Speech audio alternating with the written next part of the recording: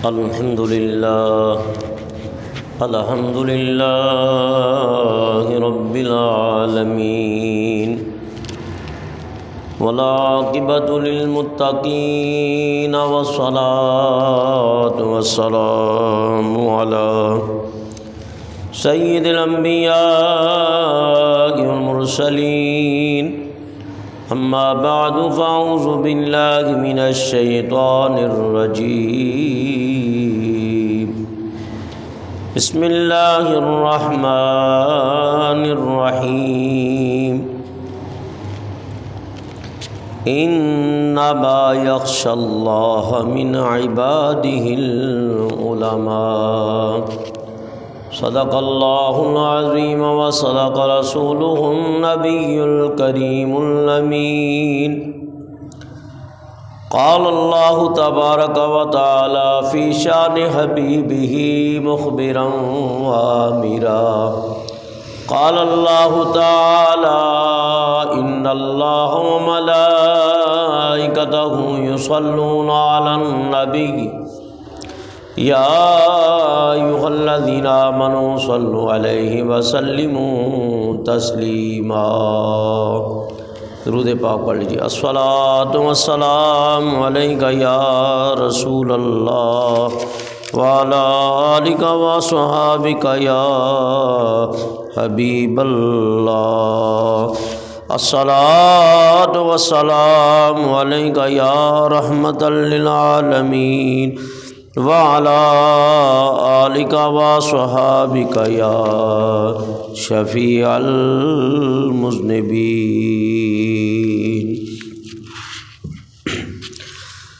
جو نبی کے قریب ہوتے ہیں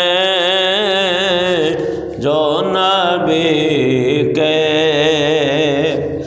قریب ہوتے ہیں وہ خدا کے حبیب ہوتے ہیں وہ خدا کے جو سجائیں درود کی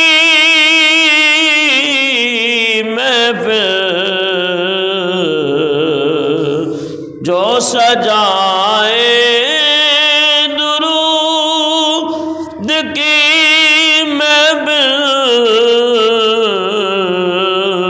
وہ بڑے خوش نصیب ہوتے ہیں وہ بڑے خوش آسیوں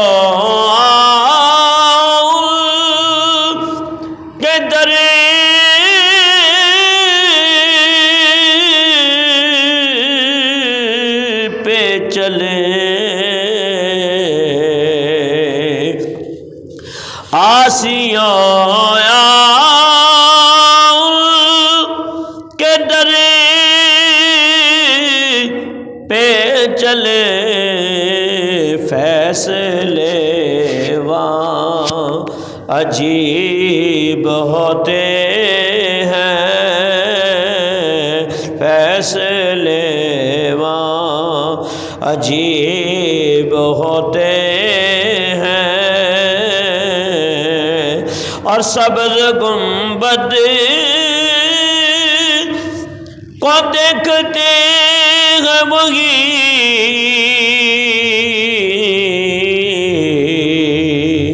سبز گنبد کو دیکھتے ہیں وہی جن کے اچھے نصیب ہوتے ہیں جن کے اچھے نصیب ہوتے ہیں اور دولت عشق جن کے پاس نہیں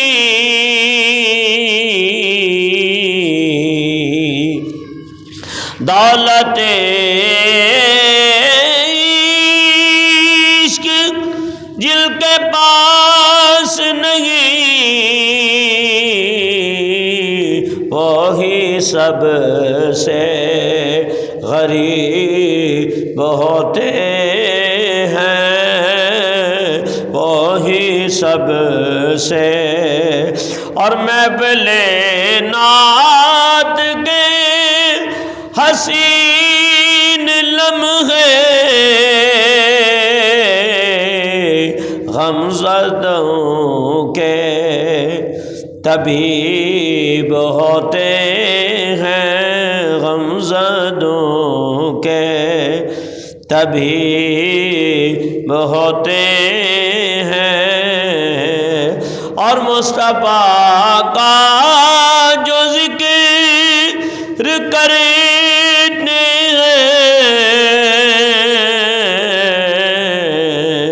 مصطفیٰ کا جو ذکر کرتے ہیں، کتنے اچھے خطیب ہوتے ہیں جو نبی کے قریب ہوتے ہیں، اور وہ خدا کے حبیب ہوتے ہیں۔ جو نیازی نبی کا ذکر کرے، جو نیازی نبی کا ذکر کرے، لطف ان پر عجیب ہوتے ہیں، لطف ان پر عجیب ہوتے ہیں، جو نبی کے قریب ہوتے ہیں، وہ خدا کے حبیب ہوتے ہیں۔ حمد و ثنا بعد نعت مصطفیٰ علیہ تحیت و ثنا۔ میں نے آپ حضرات کے سامنے قرآن کریم فرقان حمید اللہ تعالیٰ کی لا ریب کتاب کی ایک آیت کا کچھ حصہ تلاوت کیا ہے۔ دعا ہے اللہ تعالیٰ مجھ گناہگار عاصی پر حقیر پر تقصیر کو اللہ تعالیٰ حق بیان کرنے کی توفیق عطا فرمائے۔ پچھلے جمعۃ المبارک میں نے وعدہ کیا تھا کہ آئندہ جمعۃ المبارک کو شیخ الشیوخ شیخ الحدیث و تفسیر ولی کامل حضرت امام جلال الدین اسیوطی رحمۃ اللہ تعالی علیہ کا ذکر پاک سناؤں گا، اور اسی ضمن میں نے قرآن کریم کی آیت کریمہ کا کچھ حصہ تلاوت کیا۔ حضرت امام جلال الدین سیوطی رحمۃ اللہ علیہ آپ اپنے وقت کے حدیث کے بھی امام ہیں اور تفسیر کے بھی امام ہیں اور فقہ کے بھی۔ آپ کا نام عبد الرحمن بن کمال ابو بکر بن محمد اسیوطی شافعی رحمۃ اللہ تعالی علیہ، لیکن آپ کے اوپر آپ کا لقب غالب آ گیا، اور ایسا ہوتا ہے تاریخ میں، کبھی کنیت غالب آ جاتی ہے، کبھی لقب غالب آ جاتے ہیں، اور لوگ اصلی نام کو بھول جاتے ہیں۔ جس طرح ایک صحابی ہیں، ان کا نام عبد الرحمن یا عبداللہ ہے، زمانہ جاہلیت میں ان کا نام عبد الشمس تھا، لیکن جب کلمہ پڑھا دین اسلام میں داخل ہو گئے، نبی پاک صلی اللہ علیہ وسلم کے صحابی بنے، تو ایک دن نبی پاک صلی اللہ علیہ وسلم نے ان کی یہ حالت دیکھی تو حضور نے فرمایا ابو ہریرہ۔ تو بڑے سے بڑے شیخ الحدیث و تفسیر، چاہے وہ ابتدائے بخاری ہو، چاہے ختم بخاری ہو، اور چاہے کہیں بھی حدیث طلباء کو پڑھا رہے ہوں، کہتے ہیں ان ابی ہریرہ تھا، کہتے ہیں کہ نہیں؟ اصل نام نہیں لیتے، ان ابی ہریرہ تھا۔ تو حضرت ابو ہریرہ خود فرماتے ہیں کہ مجھے نبی پاک صلی اللہ علیہ وسلم نے اس کنیت سے پکارا ہے، ابا ہریرہ یا ابو ہریرہ ہیں، تو مجھے یہ سب کے اوپر غالب اور اغلب ہو گئی یہ کنیت، اور مجھے یہ لفظ بڑے پیارے لگے۔ اسی طرح حضرت علی کرم اللہ وجہ الکریم کا ایک لقب ہے ابو الحسن بو تراب، بو تراب۔ تو حضرت علی کرم اللہ وجہ الکریم بھی فرماتے ہیں کہ مجھے یہ بہت پیارا لگتا تھا کہ نبی پاک صلی اللہ علیہ وسلم کہ آپ داماد بھی ہیں اور چچا کے بیٹے بھی ہیں، تو مسجد نبی میں جا کے لیٹ گئے، اور لیٹے لیٹے ان کی یہ جبین ماتھا جو ہے وہ زمین کی طرف چلا گیا، تو ظاہر ہے اسے مٹی لگ گئی۔ تو نبی پاک صلی اللہ علیہ وسلم نے فرمایا قم یا ابا تراب، کھڑے ہو جاؤ اے ابو تراب۔ تراب کا مطلب ہے مٹی والے۔ تو ان کا اصلی نام ہے عبد الرحمن، لیکن مشہور کیا ہوئے؟ امام جلال الدین سیوطی۔ ایک مولانا جلال الدین رومی ہوئے، وہ بھی بہت بڑے ولی کامل ہوئے، اور علم کی دنیا کے یہ بادشاہ حضرت جلال الدین سیوطی، نام عبد الرحمن ہے، لیکن جلال الدین کے لقب سے انہوں نے شہرت پائی۔ اور یہ مصر کے اندر دریائے نیل کے کنارے ایک چھوٹا سا قصبہ ہے جسے کہتے ہیں اسیوط، اصل لفظ ہے اسیوط۔ تو اسیوطی ہیں، تو اکثر بڑے بڑے علماء کو بھی دیکھا ہے وہ امام جلال الدین سیوطی کہہ دیتے ہیں یا سیوطی کہہ دیتے ہیں، اصل لفظ ہے اسیوط۔ تو بڑے بڑے اصل لفظ کے اوپر غور نہیں کرتے، اور کرنا چاہیے۔ اصل لفظ ہے اسیوط، تو اسی کی وجہ سے آپ اسیوطی کہلاتے ہیں، جیسے کوئی نسبت کی وجہ سے کہلاتا ہے، جیسے کہہ دیا قادری، مشرباً میں قادری ہوں، یا چشتی یا نقشبندی یا سوروردی، تو یہ ساری نسبتیں ہیں۔ اس طرح آپ نے اپنے علاقے کی نسبت سے اپنے نام کے ساتھ اسیوطی لکھا، تو یوں آپ جلال الدین سیوطی کے لقب سے شہرت پائی۔ بعد نماز مغرب بروز اتوار یکم رجب المرجب 849 ہجری مصر کے مشہور شہر قاہرہ یعنی اسیوط میں پیدا ہوئے، اور والد آپ کے اپنے وقت کے بہت بڑے امام تھے، انہوں نے بھی کئی کتب تصنیف فرمائی، بہت بڑے عالم تھے، اور مصر کے قاضی القضاء بھی رہے، اور وہ بہت بڑے اللہ والے تھے۔ اس سے آپ اندازہ کریں کہ حضرت جلال الدین سیوطی رحمۃ اللہ علیہ کے والد حضرت کمال الدین ابی بکر رحمہ اللہ روز اپنے گھر میں قرآن ختم کرتے تھے، ایک قرآن پاک، اور نبی پاک صلی اللہ علیہ وسلم فرماتے ہیں، صحابی کو فرمایا کہ کثرت سے قرآن کی تلاوت کیا کرو۔ قرآن کی تلاوت کرنے کے فائدے یہ ہوتے ہیں کہ ایک اللہ کا خوف پیدا ہوتا ہے، دوسرا زندگی اور عمر اور رزق میں برکتیں ملتی ہیں، اور تیسرا رب کا قرب مل جاتا ہے۔ اور جس قدر قرآن پڑھا جائے اسی طرح اس میں فوائد اور برکتیں اور رحمتیں نازل ہوتی ہیں، اور بعض اوقات قرآن پڑھنے والے ایسے عاشق ہیں کہ جب قرآن پڑھتے ہیں تو فرشتوں کا نزول بھی ہو جاتا ہے۔ فرمایا کہ والد روز ایک قرآن پاک ختم کرتے، تو میاں جس گھر میں ایک مرتبہ روز قرآن پڑھا جائے، اللہ اکبر، کتنی برکتیں ہوں گی۔ تو 30 دن ہوں یا 29 دن ہوں، کبھی 28 بھی ہو جائیں ہیں، تو 30 ہوں تو 30 قرآن، 2900 تو 29 قرآن، 28 دن کا مہینہ ہو جائے تو فرمایا پھر 28 قرآن۔ تو یہ اللہ کی رحمتیں ہیں کہ نہیں؟ بہت بڑا کرم ہے اور اللہ کا فضل ہے۔ ہمارے بزرگوں نے بڑی محنتیں کی تو اللہ تعالیٰ نے دعا کو قبول فرما لیا۔ حضرت جلال الدین سیوطی رحمۃ اللہ تعالی علیہ کو لوگ ابن کتب بھی کہتے ہیں، ابن کتب، کیونکہ یہ لفظ عام مستعمل ہوتا ہے، جبکہ کتب جو ہے وہ یہ جنس نہیں ہے، غیر جنس ہے۔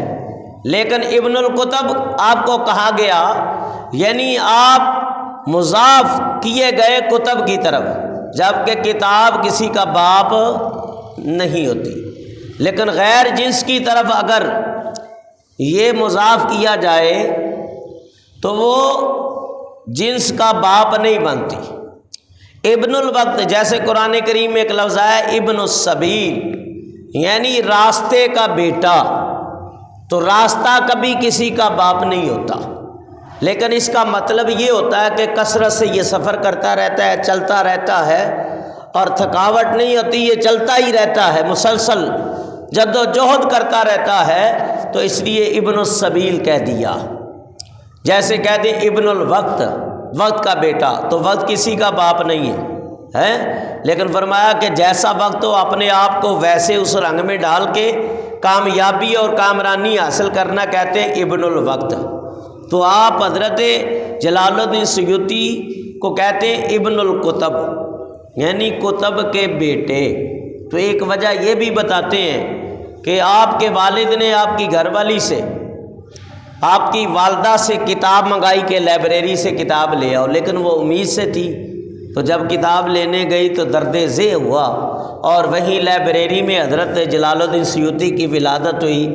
اسی وجہ سے آپ کو ابن الکتب کہتے ہیں، کتابوں کا بیٹا، یعنی آس پاس سارے قرآن و حدیث کی کتابیں تھیں تو آپ کی وہیں ولادت ہوئی۔ ایک وجہ جو مجھے سمجھ آتی ہے وہ یہ بھی ہے کہ بعد میں دنیا نے دیکھا کہ اس بچے نے اتنی کتابیں لکھی، حدیث کی، تفسیر کی، فقہ کی، اصول کی، تصوف کی ہیں، تقریباً ان کتابوں کی تعداد تقریباً بعد نے تو 1000 بتایا ہے، اور بعد نے جو لکھا ہے وہ کہتے ہیں کہ انہوں نے حضرت جلال الدین سیوطی رحمۃ اللہ تعالی علیہ نے تقریباً 576 کتابیں لکھی۔ ایک انگریز نے جو اسلام کے اوپر اسٹڈی کر رہا تھا، لکھ رہا تھا، اس نے ریسرچ کی کہ 561 کتابیں لکھی، اور ایک روایت 600 کتابوں کی ہے، اور ایک روایت جو ہے تقریباً 700 کتابوں کی ہے، اور اس کے اندر لکھا ہے تقریباً آپ نے 300 کتابیں لکھیں، اور اس کے بعد پھر 100 کتابیں اور لکھیں، تو ان کی تعداد 450 کتب ہو جاتی ہے۔ اور ہدایت العارفین ایک کتاب ہے، اس کے اندر آپ کی کتابوں کی تعداد 600 لکھی ہے۔ حسن المحاضرہ فی المصر والقاہرہ ایک کتاب ہے، اس کے اندر آپ کی کتابوں کی تعداد تقریباً 300 لکھی ہے۔ تو بہرحال اللہ تعالیٰ نے حضرت کمال ابی بکر کے گھر میں یہ شہزادہ بھیجا۔ باپ بھی قاضی وقت بہت بڑے نیک تھے، لیکن ان کی تمنا تھی کہ میرا بیٹا بھی عالم بنے، کیونکہ اکثر ماں باپ کی یہ خواہش ہوتی ہے، اور خواہش کرنی بھی چاہیے، اور اولاد کے لیے کوشش بھی کرنی چاہیے کہ یہ دیندار بن جائیں، نیک بن جائیں۔ تو وہ حضرت سیدہ نفیسہ رضی اللہ تعالیٰ عنہ کے مزار پہ آپ کے والد حاضری دی، تو وہاں ایک مجذوب بیٹھتے تھے، شیخ محمد ادھر توجہ کریں یار، یہ عطر وغیرہ نہیں لگایا کرو یار، بیٹھا کرو ادھر توجہ سے سنو۔ شیخ محمد مجذوب رحمۃ اللہ علیہ کی گودی میں ڈالا، انہوں نے دعا کی یا اللہ اسے دیندار بنا دے۔ ایک تو یہ ہے، ایک روایت یہ ہے کہ آپ کے والد نے حضرت ابن حجر اسقلانی رحمۃ اللہ علیہ کی گود میں اپنے بچے کو ڈال دیا، اس وقت ان کی چھوٹی عمر تھی، غالباً 2 یا 3 سال کی، اور کہا حضرت میرے بچے کے لیے دعا کریں، اللہ اسے عالم دین بنائے۔ اس طرح صحابہ اپنی اولادوں کو اٹھاتے حضور کی گود میں ڈال دیتے۔ تو اللہ والوں کے پاس اپنی اولادوں کو لے جانا، ان سے دعا کرانا، یہ صحابہ کی سنت ہے، اہل اللہ کا طریقہ ہے، ان کی صحبتوں میں لے جانا یہ اللہ والوں کا طریقہ ہے۔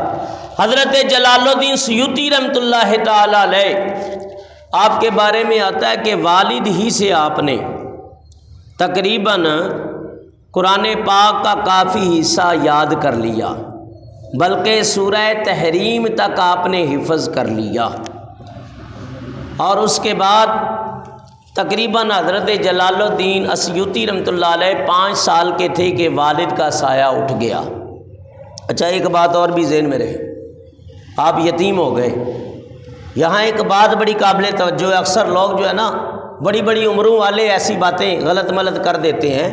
یتیم جو بچہ کہلاتا ہے وہ حد بلوغت سے پہلے کہلاتا ہے، بالغ ہونے کے بعد کوئی یتیم نہیں ہوتا، ورنہ اس طرح تو ساری عمر یتیم ہی رہیں گے۔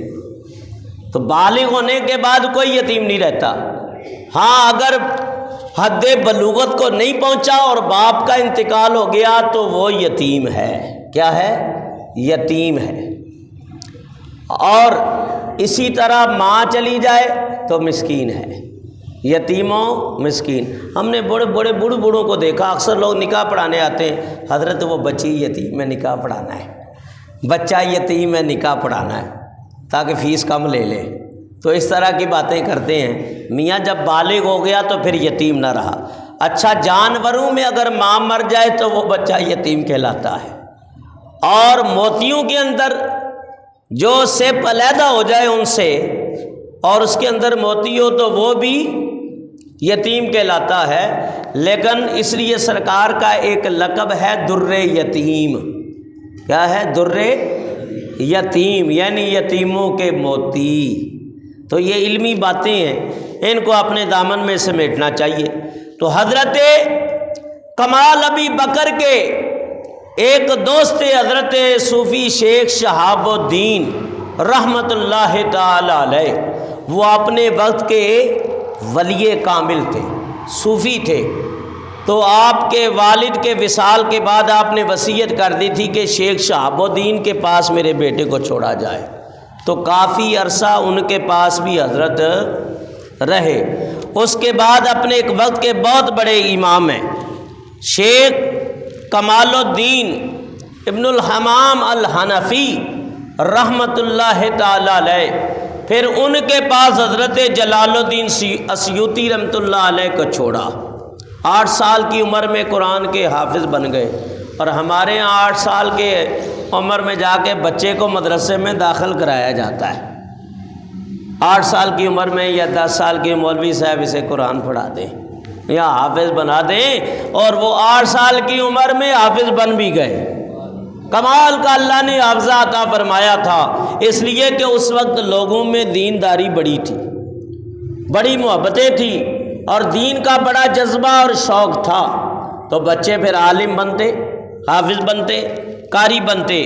تو حضرت جلال الدین سیوطی رحمۃ اللہ تعالی علیہ شیخ کمال الدین ابن الحمام کے پاس رہے، اور ان سے فقہ حنفی سیکھی۔ فقہ حنفی کون سی ہے؟ امام اعظم نے جو مسئلے بیان کیے ہیں ان کو آپ کے شاگردوں نے لکھا، اور اس وقت روئے زمین پہ زیادہ تر جس کی تقلید کی جاتی ہے، جس کے ہم مقلد ہیں، وہ حضرت نعمان ابن ثابت امام اعظم ابو حنیفہ رحمہ اللہ، اللہ ان کے مزار پہ کروڑ رحمتیں برتے نازل فرمائے۔ وہ بہت بڑے امام ہیں، نبی پاک کی حضوری انہیں حاصل تھی، تو ان سے انہوں نے علم پڑھا۔ اسی وجہ سے جبکہ آپ شافعی مسلک ہیں، امام شافعی کے مقلد ہیں، لیکن آپ نے شافعی ہوتے ہوئے بھی مسلک امام اعظم کے اوپر کتاب لکھی، حضرت امام اعظم کے شان میں کتاب لکھی، اور مسلکن آپ شافعی ہیں اور مشربن آپ شاذلی ہیں۔ امام شاذلی کے سلسلے میں مرید ہیں، اور سلسلہ شاذلیہ کے اوپر بھی آپ نے ایک بہترین معتبر کتاب لکھی ہے۔ یوں حضرت نے شیخ شہاب الدین سے علم فرائض حضرت تقی الدین شبلی سے، فرمایا کہ 4 سال انہوں سے پڑھتے رہے اور عربی الحدیث پڑھی، شرف الدین مناوی سے فقہ شافعی سیکھی، علامہ سراج الدین بلقینی رحمۃ اللہ تعالی علیہ سے علم فقہ، اور شیخ محی الدین القافیہ جی سے تقریباً 14 سال اصول تفسیر پڑھا۔ تو پتہ چلا کہ بزرگوں نے علم کے لیے بڑی محنتیں کی، یمن، شام، مراکو، مکہ، مدینہ المنورہ کے سفر آپ نے کیے، اور یوں 17 سال کے اندر آپ عالم دین بن گئے، 17 سال کی عمر میں عالم دین بن گئے۔ اور پھر آپ فرماتے ہیں کہ اللہ تعالیٰ نے اتنا کرم کیا کہ اپنے وقت کے اتنے بڑے عالم بنے۔ فرمایا خواجہ خضر علیہ السلام کے علاوہ، کسی کتب اور ولی اور ابدال کے علاوہ میں اپنے زمانے میں اتنا بڑا عالم ہوں کہ میرا کوئی ہم پلہ نہیں۔ لیکن یہ غرور اور تکبر کے طور پہ نہیں بتایا آپ نے، بلکہ تحدیث نعمت کے لیے بتایا کہ خدا کا شکر ہے اللہ نے مجھے یہ علم میں کمال عطا فرمایا۔ اللہ فرماتا ہے من یرید اللہ خیرا یفقہہ فی الدین، اللہ جب کسی سے بلائی کا ارادہ کرتا ہے تو اللہ تعالیٰ اسے دین کی سمجھ عطا کر دیتا ہے اور دین کی فقاہت عطا فرما دیتا ہے۔ تفسیر کے اوپر آپ نے کئی کتابیں لکھی، سوائے حدیث کے اوپر بھی، سوائے بخاری کے، مسلم شریف، نسائی، ترمذی، ابن ماجہ، ابو داؤد اور دیگر کتب کی شروحات آپ نے عربی کے اندر لکھی، اور تفسیر کے آپ امام، متعلقات تفسیر کے امام، قرات آپ کو آتی تھی، حدیث کا علم، متعلقاتی حدیث، دعوت و اذکار یعنی اذکار ذکر بزرگوں کے جو وظیفے ہیں اس کے اوپر آپ نے کئی کتابیں لکھی ہیں، فقہ کے اوپر علوم متعلقہ فقہ، فن اصول، علم تصوف، فن عربیت کے اوپر آپ نے کئی سال لگا دیے، اور تقریباً 16 سال تو آپ نے بعض روایتوں میں آتا ہے حدیث سیکھنے میں لگا دیا۔ آج کوئی حدیث پڑھنے کے لیے تیار نہیں ہوتا، کہتے ہیں نا حدیث پڑھو، مولوی صاحب ٹائم ہی نہیں ہے، امام صاحب ٹائم ہی نہیں ہے۔ 16 سال صرف حدیث کے لیے لگا دیے۔ علم معانی، فن تاریخ و ادب، علم نحو، علم بیان، علم بدیع، علم جدل، علم صرف، علم انشاء، علم ترسیل، علم فرائض، علم میراث کے اوپر آپ کو اللہ نے ملکہ عطا فرمایا تھا۔ یہ تمام علوم حاصل کیے تو فرمایا، اللہ کے حبیب فرماتے ہیں من سلک طریقا علما سہل اللہ طرقا الی الجنہ، فرمایا کہ اللہ جب کسی کو دین کے رستے پہ چلا دیتا ہے تو یوں سمجھو اللہ تعالیٰ اسے جنت کے رستے پہ چلا دیتا ہے۔ اور ایک حدیث ہے، سنو، فرمایا اذا کان یوم القیامہ جمع اللہ العلماء فقال انی لم استوغی حکمتی قلوبکم وانا اريد ان اعذبکم ادخلوا الجنہ۔ اللہ کے حبیب فرماتے ہیں اللہ تعالیٰ کا فرمان ہے قیامت کے دن اللہ تعالیٰ علماء کو جمع فرمائے گا اور ارشاد فرمائے گا کہ میں نے تمہارے دلوں میں علم اس لیے نہیں رکھا کہ تمہیں میں عذاب دوں، جس کے دل میں نے علم رکھا ہے اس کو عذاب نہیں دوں گا بلکہ جنت عطا کر دوں گا۔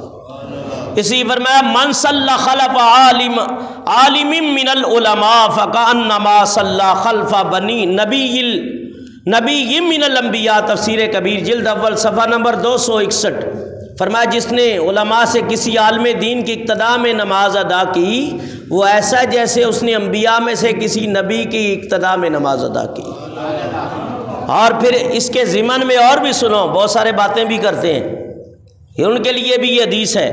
اور یہ تفسیر کا حوالہ ہے تفسیر کبیر، حضرت امام فخر الدین رازی رحمۃ اللہ علیہ، یہ افغانستان میں ان کا مزار ہے، بہت بڑے عالم ہیں، بہت بڑے عالم ہیں، نجم الدین کبریٰ کے مرید ہیں اور کامل ترین ولی ہیں۔ آپ اس حدیث کو لاتے ہیں تفسیر کبیر جلد اول صفحہ نمبر 267 کے اوپر۔ اللہ کے حبیب فرماتے ہیں من احان العالم فقد احان العلم ومن احان العلم فقد احان النبی صلی اللہ علیہ وسلم، من احان النبی فقد احان جبریل ومن احان جبریل فقد احان اللہ ومن احان اللہ احانہ اللہ یوم القیامہ۔ اللہ کے محبوب علیہ الصلوۃ والسلام فرماتے ہیں کہ جس نے عالم کی توہین کی اس نے میری علم کی توہین کی، یعنی اس نے میرے علم کا مذاق اڑایا، اور جس نے میرے علم کی توہین کی فرمایا اس نے نبی کی توہین کی، اور جس نے نبی کی توہین کی اس نے جبریل کی توہین کی، اور جس نے جبریل کی توہین کی اس نے خدا کی توہین کی، اور جس نے خدا کی توہین کی اللہ قیامت کے دن ایسے بندے کو ذلیل و رسوا کر دے گا۔ اور پھر فرمایا کیونکہ عالم کی بات چل رہی ہے، جلال الدین سیوطی بڑے عالم تھے، النظر الی العلماء والقرآن عبادۃ کان نظری الی الکعبۃ۔ علامہ خرپوتی رحمۃ اللہ علیہ صفحہ نمبر 173 کے اوپر لکھتے ہیں کہ کعبے کے دیکھنا بھی کتنی بڑی سعادت ہے، اور فرمایا علماء اور قرآن کو دیکھنا اور کعبے کو دیکھنا بھی اللہ کی عبادت ہے۔ تو یہ چند باتیں اس لیے حدیث کی لے آیا تاکہ پتہ چلے کہ جلال الدین سیوطی عالم بھی تھے، عامل بھی تھے، کامل بھی تھے، اور کتنے بڑے امام تھے کہ اپنی زندگی بھر دین مصطفیٰ کی خدمت کرتے رہے۔ فرمایا جب عالم بن گئے نا تو دل میں خیال آیا کہ میں حج کو جاتا ہوں۔ جب حج کو گئے، حج کر لیا تو کہا 1 سال میں مکے کی گلیوں کی صفائی کروں گا، حرم شریف کی صفائی کروں گا۔ پھر 1 سال آپ نے مکہ میں گزارا، اور 1 سال بعد روایتوں میں آپ نے خواہش کی کہ میں مدینہ پاک کی گلیوں کی صفائی کروں گا۔ تو 1 سال مدینے میں رہے، اتنے بڑے امام ہو کے شہر نبی کی گلیوں کے بوسے لے رہے ہیں، ان کی صفائیاں کر رہے ہیں، حرم شریف کی صفائی کر رہے ہیں، مکہ پاک کی تعظیم۔ تو یہ چیزیں کہاں سے آتی ہیں؟ یہ علم سے آتی ہیں۔ علم ہی وہ چیز ہے جو ادب دیتا ہے، علم ہی وہ چیز ہے جو رب کی معرفت دیتا ہے، علم ہی وہ چیز ہے جو رب کے قرب میں پہنچا دیتا ہے، علم بھی وہ ہے جو یہ جوش عشق دیتا ہے کہ نبی کی حضوری حاصل ہو جاتی ہے۔ تو آپ فرماتے ہیں ایک دن نا، اچھا اب تو وہ معاملہ نہیں رہا، پہلے تو زمزم کا کنواں بالکل واضح تھا، لوگ کھڑے ہو جاتے تھے، وہاں پانی بھی ڈالتے تھے، پیتے بھی تھے، لیکن اگر جستجو کریں گے تو کنویں کے قریب کوئی جاننے والا ہو تو پہنچا بھی دیتا ہے۔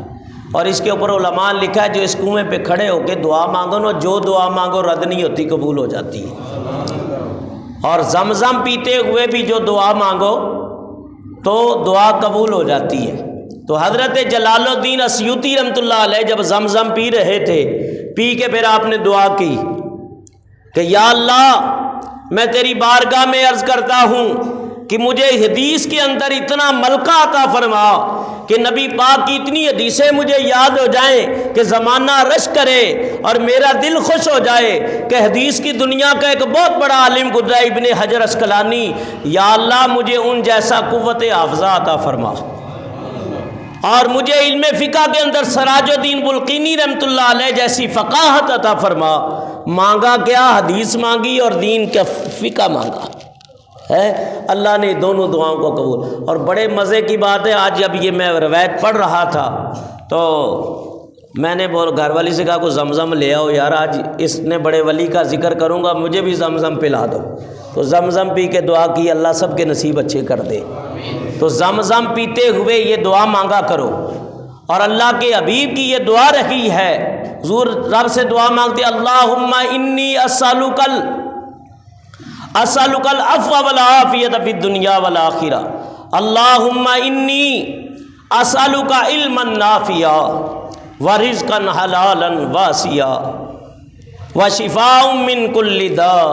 یا اللہ میں تجھ سے دعا مانگتا ہوں مجھے علم نافع عطا فرما، اور کثیر کشادہ رزق عطا فرما، اور ہر بیماری سے مجھے شفا عطا فرما۔ تو زمزم پیتے وقت جو جائز دعا مانگو گے اللہ قبول کر لے گا۔ یہ نہ کہ وہاں کھڑا ہو کے لوگوں کو بد دعا ہی دینا پہ، نہیں، بلکہ دعا کرو حضور کی امت کی خیر ہو جائے۔ تو زمزم پی کے، اس کو ویسے کھڑے ہو کے پینا چاہیے، 3 پانی، ایک زمزم کھڑے ہو کے پی سکتے ہیں، یہ کسی بزرگ نے دیا ہو تو وہ کھڑے ہو کے پی سکتے ہیں، اور ایک وضو کا، لوٹے میں پہلے وضو کرتے تھے نا، آج کل تو لوٹے ہی پاک نہیں، تو وہ لوٹے سے وضو کرتے تھے تو کھڑے ہو کے تھوڑا سا پانی پی لیتے تھے، تو وہ بھی کھڑے ہو کے پانی پی سکتے ہیں، باقی تمام پانی بیٹھ کے پینا سنت ہے۔ حضرت جلال الدین سیوطی رحمۃ اللہ علیہ نے دعا مانگی، اللہ تعالیٰ نے قبولیت کی گھڑیاں، اللہ تعالیٰ نے دعا قبول کر لی، دو باتیں مانگی، یا اللہ مجھے حدیث کا بھی امام بنا، مجھے علم فقہ کا بھی امام بنا، تو اللہ نے کتنی قوت حافظہ دی کہ آپ کو 2 لاکھ حدیثیں متن کے ساتھ زبانی یاد تھی۔ کتنی؟ 2 لاکھ۔ حضرت امام بخاری کو 6 لاکھ حدیثیں زبانی یاد تھی، بعض نے 2 کہا، بعض نے 6 لاکھ، اور امام حاکم کو 10 لاکھ حدیثیں زبانی یاد تھی۔ اور ویسے ہم حافظ کی، آپ کا نام حافظ الحدیث بھی ہے، یعنی حدیث کے حافظ۔ اچھا، حافظ 3 جگہ بولا جاتا ہے، ایک تو وہ جس نے قرآن پاک حفظ کر لیا، اس کو ہم کہتے ہیں حافظ، اور پہلے دور میں نبینے جو ہوتے تھے نا وہ اکثر حافظ ہوتے تھے۔ اچھا، جو نبینے ہوتے ہیں نا، جو آنکھوں سے محروم ہوتے ہیں، ان کے قوت حافظہ بڑا کمال کا ہوتا ہے، آوازیں بھی قدرتی طور پہ بڑی خوبصورت اور حافظہ بھی بڑا کمال کا۔ تو پہلے جتنے وہ ہوتے تھے نبینے حافظ ہوتے تھے، تو نبینے کو ویسے ہی عام زبان میں حافظ ہی کہہ دیتے، حافظ جی، تو بعد کہنے سے بھی شوق کی وجہ سے وہ حافظ بن جاتے تھے۔ امجدیہ کے اندر 1993 میں میرے ساتھ 2 بیٹھتے تھے حافظ، وہ دونوں ہی نبینے تھے، لیکن وہ آج کل قرآن پاک چلا ہے نبینوں کے لیے علیحدہ سے بنایا ہے، وہ ایسے ہاتھ کے اشارے سے وہ اس کو مس کرتے ہیں تو ان کو پتہ چل جاتا ہے کہ یہ کیا لکھا ہوا ہے۔ تو حافظوں کو بھی اللہ نے کمال کا حافظہ عطا فرمایا، اور حدیث کے اندر اگر کسی کو حافظ کہیں گے تو اس کو کہتے ہیں جس کو کم سے کم 1 لاکھ حدیثیں زبانی یاد ہو۔ تو حضرت کو 2 لاکھ حدیثیں زبانی یاد تھی۔ اور بڑے مزے کی بات ہے، ہم جب پڑھتے ہیں دورہ حدیث کرتے ہیں تو بعض طالب علم اچھے ہوتے ہیں، بڑے ذہین فتین ہوتے ہیں، تو استاد پڑھانے کے بعد، عالم مفتی بنانے کے بعد کبھی اپنی مسند پہ بٹھا بھی دیتے ہیں، شیخ الحدیث کا لقب بھی دے دیتے ہیں کہ یہ شیخ الحدیث ہے۔ لیکن حضرت جلال الدین سیوطی کا کیا اللہ نے مقام دیا تھا کہ خواب میں نبی پاک کی زیارت ہوئی، حضور نے یا شیخ الحدیث کہہ کے آپ کو پکارا، اور اس کی وجہ یہ بنی ہے کہ ان کو کتنا اللہ نے کرم کیا تھا، اس کی وجہ بھی بتائی ہے۔ وجہ یہ بتائی ہے کہ آپ نے ویسے تو بہت ساری کتابیں لکھی ہیں، بہت ساری کتابیں، اس کے اوپر میں ابھی نہیں جانا چاہتا۔ فرمایا کہ آپ نے نبی پاک صلی اللہ علیہ وسلم کے والدین کے ایمان کے اوپر، کہ حضور کے والدین مومن ہیں، اس کے اوپر 6 رسالے لکھے۔ کتنے؟ 6 رسالے یا 6 کتب ہی کہہ لیں، آج تو چھوٹی چھوٹے رسالے کو بھی کتاب کا درجہ دے دیا جاتا ہے۔ تو اس کی بات اتنی مقبول ہوئی کہ نبی پاک کی 70 سے زیادہ مرتبہ آپ کو حضور کی زیارت ہوئی، اور بعد اعلیٰ حضرت نے فتاوی رضویہ کے اندر لکھا ہے کہ آپ کو نبی پاک کی تقریباً 75 مرتبہ زیارت ہوئی۔ تو نبی پاک کے والدین کے مومن ہونے کے اوپر آپ نے جو رسالے یا کتابیں لکھیں، اور یہ ثابت کر دیا کہ نبی پاک کے والدین صاحب ایمان ہیں۔ آج لوگ مولوی عالم بن کے ان کو ایمان والا ثابت نہ کرنے کی کوشش کرتے ہیں، جبکہ ہم نے بعض بزرگوں سے سنا ہے، اور اب پاکستان کے اندر ہو رہا ہے، بیر تو ہے، ان نجدیوں نے تو نبی پاک کی والدہ کی قبر انور کو، مزار کو بھی مسمار کر دیا، ان ظالموں نے بلڈوزر چلا دیے ہیں۔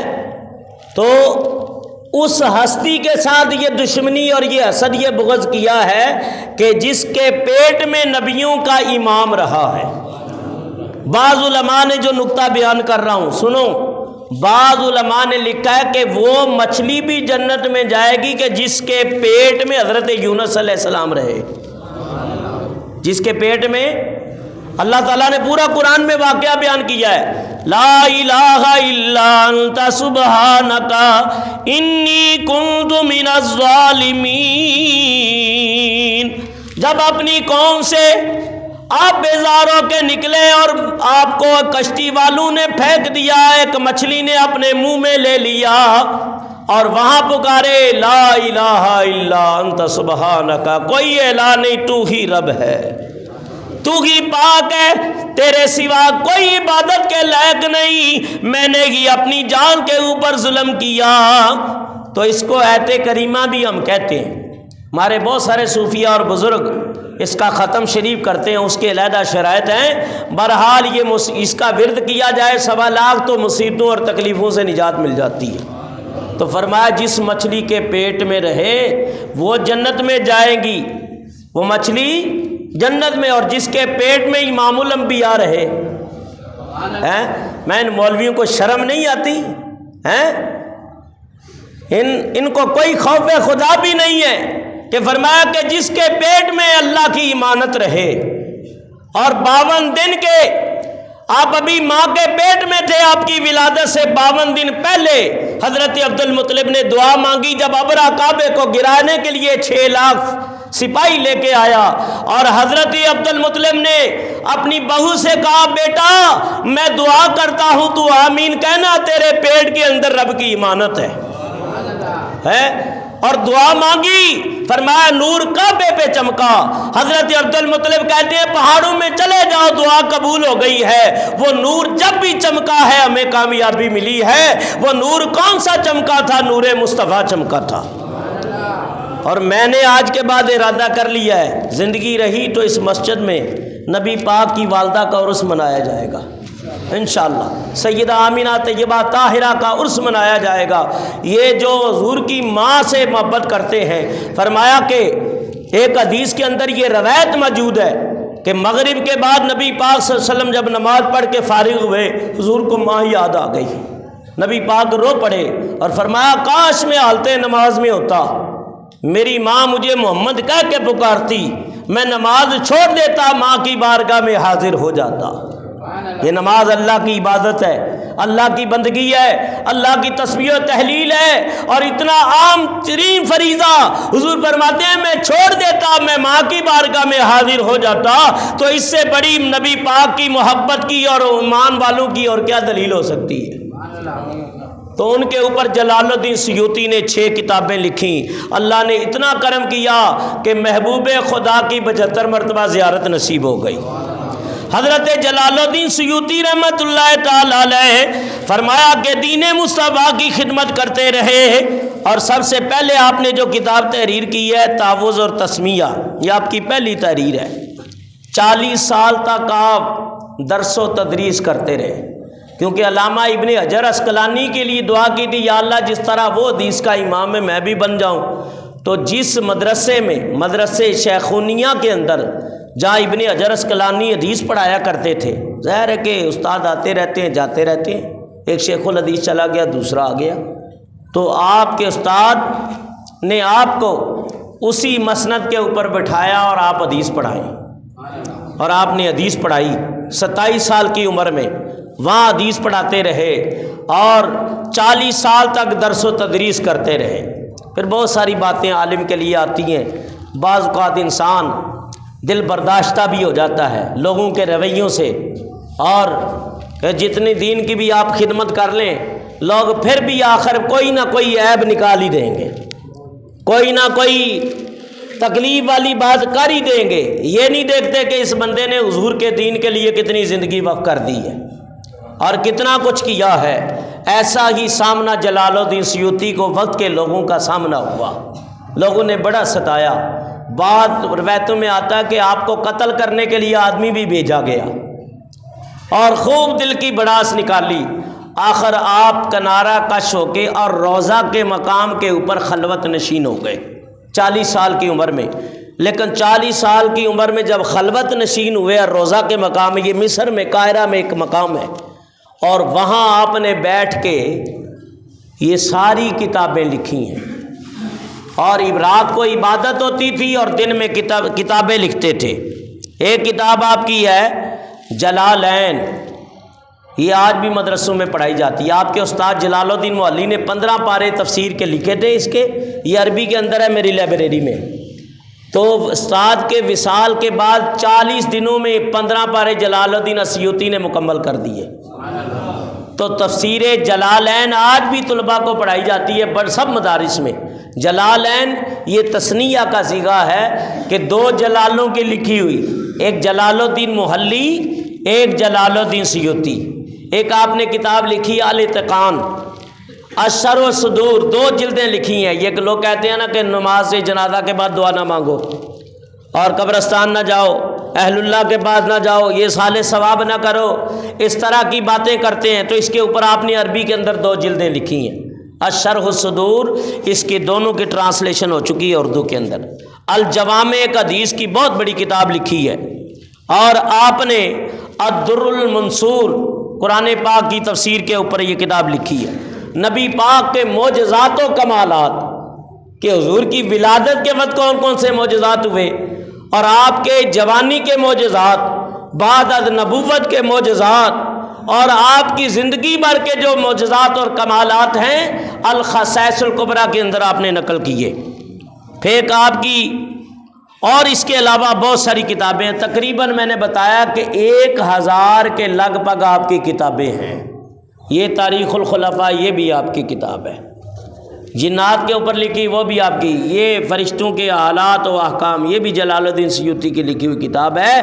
ایسی سینکڑوں کتابیں آپ نے لکھی ہے۔ اور آخر آپ امام اعظم ابو حنیفہ کے اوپر بھی آپ نے، امام مالک کے اوپر، مسلک امام اعظم کے اوپر آپ نے کتابیں لکھی ہے۔ اور روضہ کے مقام میں 23 سال تک خلوت نشین ہو گئے، اور یوں آپ نے تقریباً 61 سال عمر پائی ہے۔ 40 سال درس و تدریس علم حاصل کرنا، اور حج اور بزرگوں کی زیارتیں کرنا، اور 40 سال کے بعد خلوت نشین ہونا، اور 23 سال کے اندر یہ ساری کتب، زیادہ تر جو کتابیں لکھی ہیں خلوت نشینی میں لوگوں سے نہیں ملتے تھے۔ کہا کہ تم سے ملتا ہوں تو میرے دین کا مسئلہ خراب ہوتا ہے، میرا سبق رہ جاتا ہے، میرا درس رہ جاتا ہے، میرا کتابیں لکھنا رہ جاتا ہے۔ تو ان بزرگوں نے آپ کو، اپنے آپ کو دین مصطفیٰ کے لیے وقف کر دیا۔ لوگ آتے تھے زیارت کے لیے، ملتے ہی نہیں تھے۔ لوگ بعد کہتے ہیں جی یہ ملتا ہی نہیں ہے تو بڑا متکبر آدمی ہے، بعد ایسے بھی کہہ دیتے ہیں، لیکن اس نام ملنے کے اندر بھی بڑی حکمتیں ہوتی ہیں۔ لوگ تحفے تحائف دیتے تھے، آپ وہ بھی قبول نہیں کرتے تھے، پر مجھے اس کی بھی ضرورت نہیں ہے تمہارے تحفوں کی، اور کل جا کے لوگوں کو بتاتے پھرو کہ میں نے امام جلال الدین اسیوطی کو یہ دے دیا، کوئی کہے گا میں نے کپڑوں کا جوڑا دے دیا، کوئی کہے گا میں نے یہ مہربانی کر دی، پر مجھے تمہارے تحائف کی ضرورت نہیں ہے، بس میں اپنے اللہ سے ہی اجر چاہتا ہوں۔ اتنا بڑا امام جلال الدین سیوطی رحمۃ اللہ علیہ، اور آپ کی کرامت، ویسے تو میں کہتا ہوں کہ سب سے بڑی کرامت یہ کتاب ہے۔ اچھا ہمارے ہاں لوگوں کو یہ بڑی عادت ہے، کہتے ہیں کہ کوئی جیسے داتا صاحب کی ایک کرامت ہے کہ آپ نے نماز کے اندر ہی لوگوں کو دکھا دیا، جابات اٹھ گئے اور کعبہ نظر آ گیا۔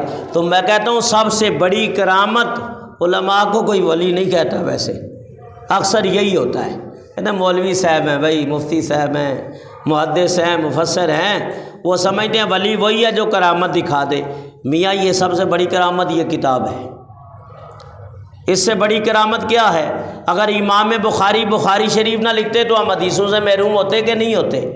مسلم شریف والے مسلم نہ لکھتے، دلائل الخیرات آج تک ہم تک کیسے پہنچی ہے؟ علامہ سلیمان جزولی کے اللہ مزار پہ کروڑہا رحمتیں برکتیں نازل فرمائے۔ اعلیٰ حضرت عظیم البرکت نے 1000 کتابیں لکھی ہیں، اس سے بڑی کرامت کیا ہے؟ قرآن پاک کا ترجمہ کنز الایمان وہ ہمارے ہاتھوں میں ہے۔ فتاوی رضویہ جو 12,000 حجازی صفات کے اوپر لکھا ہوا 1000 مسائل اس فتاوی رضویہ کے اندر موجود ہے۔ یہ اس سے بڑی کرامت کیا ہو سکتی ہے؟ حضرت امام بصیری رحمۃ اللہ علیہ جنہوں نے قصیدہ بردہ شریف لکھا، آج تک مدرسے میں صبح اسمبلی میں وہ قصیدہ پڑھایا جاتا ہے، یہ کرامت ہے کہ نہیں ہے؟ اسی طرح ہزارہ کتابیں علماء نے قرآن پاک کی تفسیریں لکھیں، حدیثیں لکھیں اور فقہ لکھا، تصوف لکھا، تصوف کے اصول لکھے، حدیث کے اصول، تفسیر کے اصول لکھے۔ میاں اس سے بڑی کرامت کیا ہے؟ اور حضرت تاجدار گولڈا رحمۃ اللہ علیہ، کسی نے شکایت کر دی جی گولڑے والا پیر جو ہے نا یہ مناظرے کرنے لگ گیا ہے۔ حضرت خدا بخش تونسوی رحمۃ اللہ علیہ سے کسی نے، یہ تونسا شریف والوں کے پیر حضرت سے پیر پٹھان رحمۃ اللہ علیہ شاہ سلیمان تونسوی کے خلیفہ ہیں، ان کے سجادہ نشین ہیں، تو کہا وہ گولڑے والا پیر تو مناظرے کرتا پھرتا ہے، یہ پیروں کا کام نہیں ہے، یہ صوفیوں کا کام نہیں ہے۔ تو آپ خود تشریف لے گئے، کہا جی اگر ہم ان لوگوں کا رد نہیں کریں گے اور کتابیں نہیں لکھیں گے تو مجھے بتاؤ پھر لوگوں کے اندر مسلمانی کیسے رہے گی، لوگوں کے اندر دینداری کیسے رہے گی؟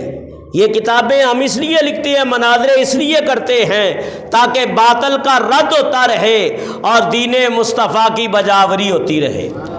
حضرت پیران پیر غوث پاک فرماتے ہیں جس دور میں بغداد گیا مجھے 40 فتنوں سے مقابلہ کرنا پڑا، 40 گروہ ایسے تھے، ہر نے اپنا اپنا مذہب اور مسلک بنایا ہوا تھا، اپنے اپنے عقیدے گڑے ہوئے تھے اور سب کے عقیدے تقریباً باطل تھے، سب کے باطل تھے، اور میں نے ان کا رد کر کے ان کے مقابلے میں لکھتا رہا اور دین کا احیاء کرتا رہا۔ آخر اللہ نے وہ وقت بھی دکھایا کہ دین مصطفیٰ زندہ ہو گیا۔ تو آپ کا ایک لقب محی الدین بھی ہے، دین کو زندہ کرنے والا۔ آپ فرماتے ہیں کہ ایک نوجوان قسم پرسی کی حالت میں، کمزور اور نکاہت کی حالت میں مجھے پکار رہے محی الدین اغثنی، اے محی الدین میری مدد کرو۔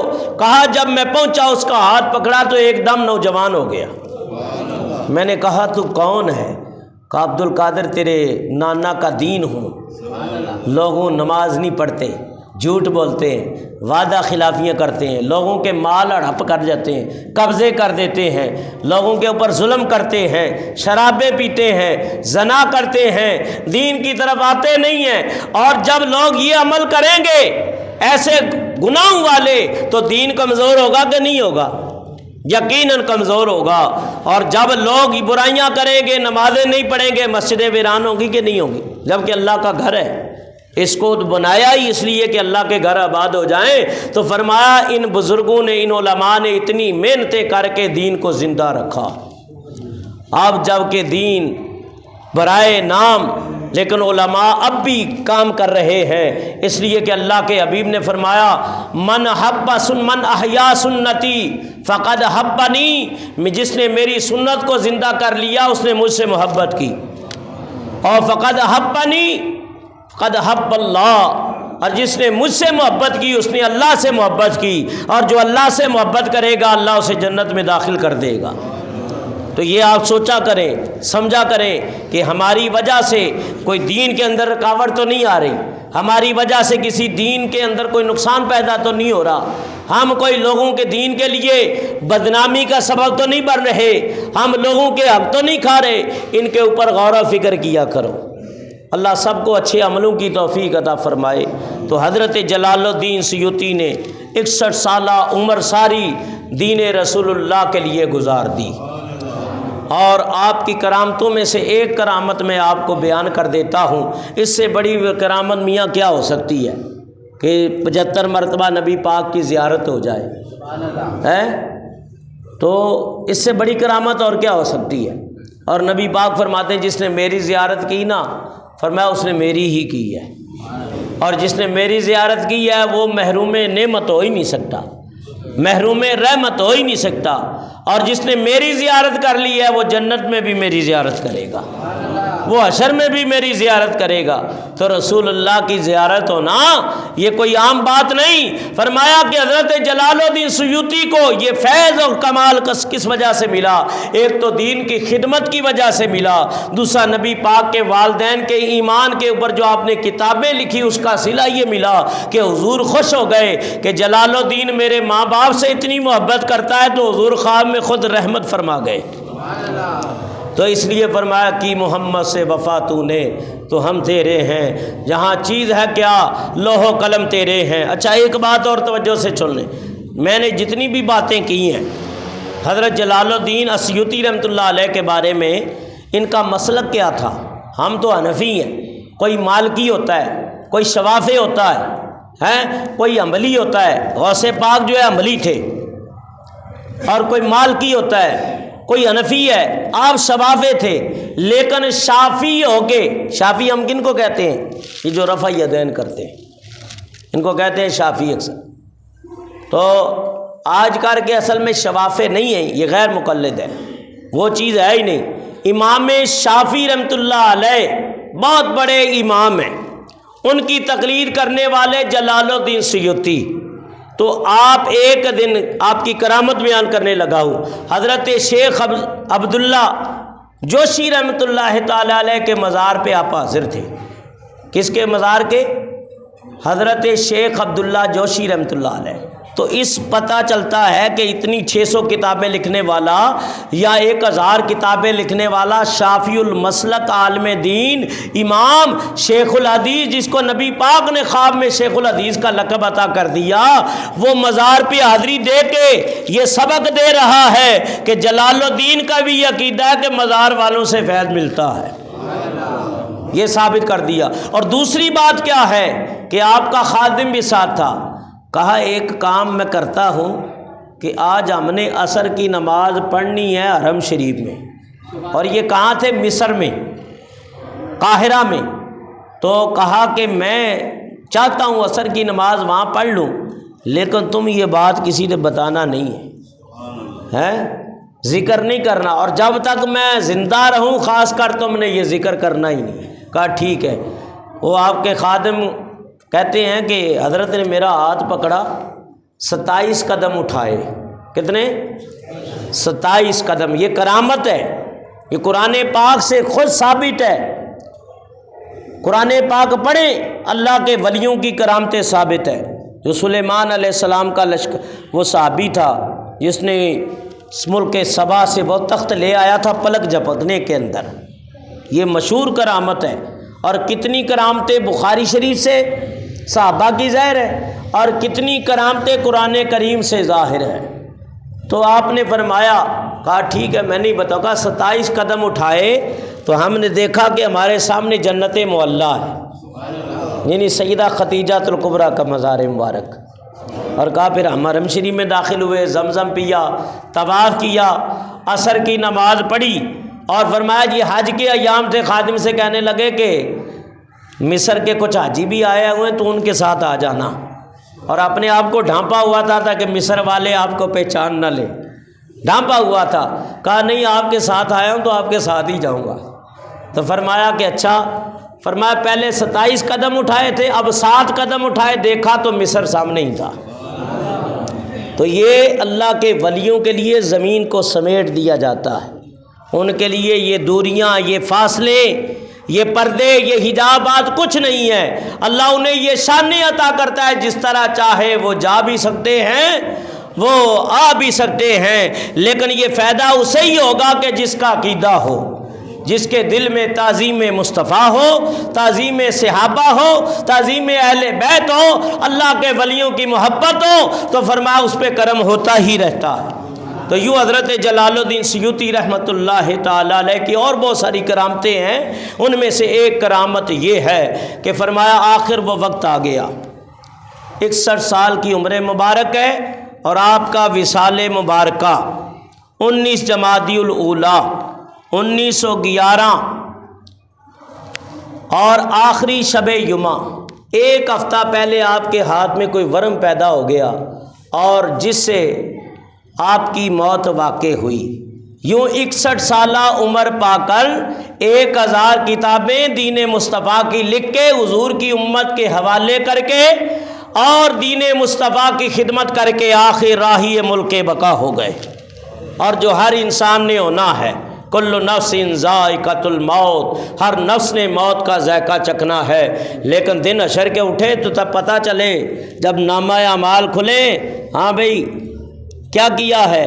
یا اللہ تیرے دین کی خدمت کرتا رہا، اور جو کام اللہ کی رضا کے لیے کیے ہیں، اس نے دین کی خدمت بھی کی ہے، راتوں کو قرآن بھی پڑھتا رہا، دن میں روزہ بھی رہا، نمازیں بھی کرتا رہا، اللہ اللہ بھی کرتا رہا، رزق حلال بھی کماتا رہا، اور پھر راتوں کو اٹھ کے رب کے سامنے گڑ گڑاتا بھی رہا، تو اللہ فرمائے گا جبریل جلدی کرو جنت پوشاک کو منگاؤ، اسے پہنا کے روانہ کر دو۔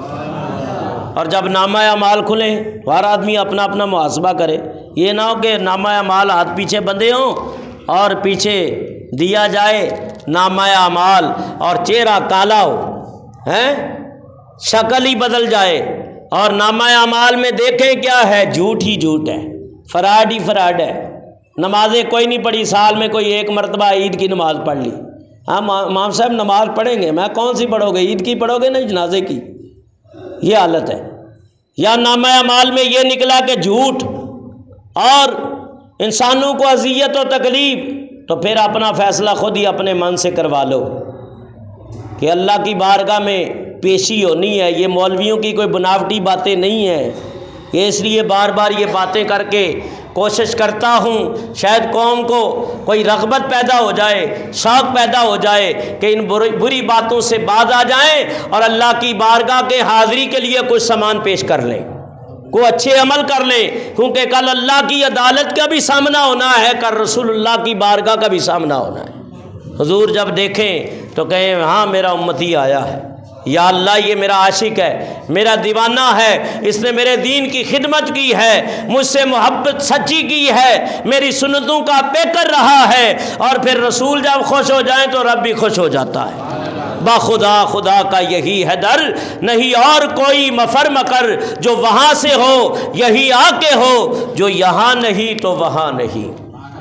موت تو آنی ہے، لیکن فرمایا اگر 1000 آدمی مر جائیں تو اتنا غم نہیں، اگر 1,00,000 آدمی مر جائیں موت تو وہ بھی ہے، غم عزیزوں کو ہوگا، لیکن فرمایا اگر ساری دنیا بھی چلی جائے ان کی موت ایک طرف ہے۔ اللہ کے حبیب فرماتے ہیں موت العالمی موت العالم، کہ ایک عالم کی موت پوری کائنات کی موت ہے۔ کل جنازہ ہوا علامہ یعقوب ہزاروی رحمۃ اللہ علیہ کا، کتنے بڑے امام، کتنے بڑے عالم، کتنی کتابوں کے مصنف، مجھے بھی ان کے ہاتھ چومنے کا شرف ایک بار ملا، اور جب جنازہ پڑا تھا تو سینکڑوں شاگرد کلمے کا ورد کر رہے تھے، کلمے کے ورد کرنے والوں میں سارے حافظ، قاری، عالم، مفتی، محدث، مفسر۔ فرمایا مزہ آ گیا کہ استاد تو جا رہا ہے لیکن پیچھے ایسی فوج دین مصطفیٰ کی تیار کر کے گیا ہے کہ فرمایا جو اپنی اپنی جگہ جہاں بھی جائیں گے قال اللہ کی صدا بلند کریں گے، قال الرسول کی صدا بلند کریں گے۔ استاد تو چلا گیا اپنے مزار میں، اپنی قبر میں، اور اللہ کے حبیب فرماتے ہیں جب عالم کسی قبرستان میں دفنا دیا جاتا ہے 40 دن تک قبرستان والوں سے عذاب اٹھا لیا جاتا ہے۔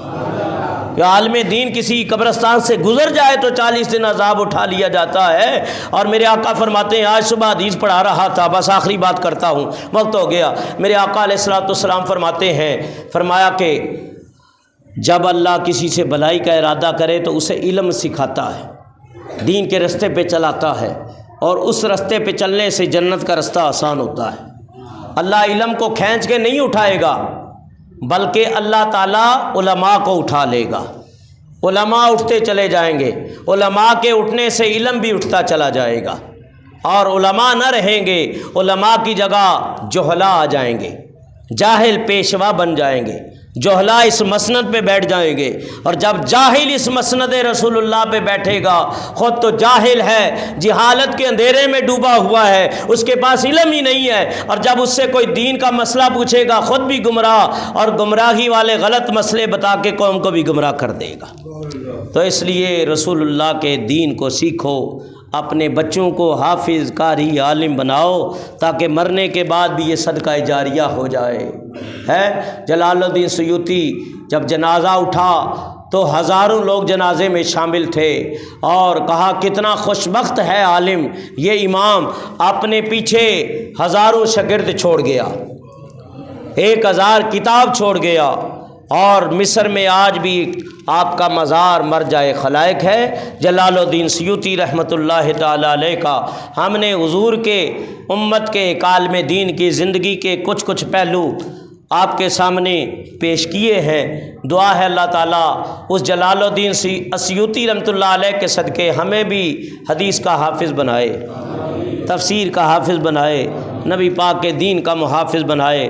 ایسے کام کیا کرو کہ رہتی دنیا تک فرمایا کہ تمہارے شاگرد یہ دین کا کام کرتے رہیں۔ اللہ تعالیٰ قبلہ ہزاروی رحمۃ اللہ علیہ کی قبر پہ بھی رحمت نازل فرمائے، علامہ یعقوب ہزاروی کی قبر پہ بھی رحمت نازل فرمائے، مفتی وقار الدین عبد المصطفیٰ الازہری، امام شیخ نورانی، یہ بڑے بڑے لوگ جو دین کا کام کر گئے، ہزاروں مسجدیں بنا گئے، مدارس بنا گئے اور طلباء چھوڑ گئے، اور رہتی دنیا تک یہ سلسلہ چلتا رہے گا۔ سب سے پہلا مدرسہ مسجد نبوی میں صفہ کا تھا کہ جس کے اوپر بڑے بڑے علماء تیار ہوئے، سیدنا صدیق اکبر، فاروق اعظم، عثمان غنی، علی مرتضیٰ۔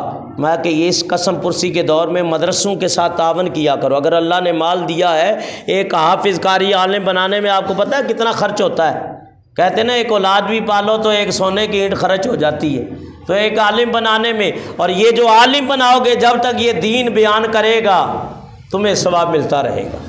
اپنے ماں باپ کے لیے صالح ثواب کیا کرو، مدرسے بنتے ہیں تعاون کیا کرو، اور علماء کے ساتھ تعاون کیا کرو۔ کتاب بہترین عطیہ ہے، تفسیر بہترین عطیہ ہے، مسجد بنانا بہترین عمل ہے، مدرسہ بنانا بہترین عمل ہے۔ دعا ہے اللہ تعالیٰ دین متین کی ہم سب کو خدمت کرنے کی توفیق عطا فرمائے۔ وما علینا الا البلاغ۔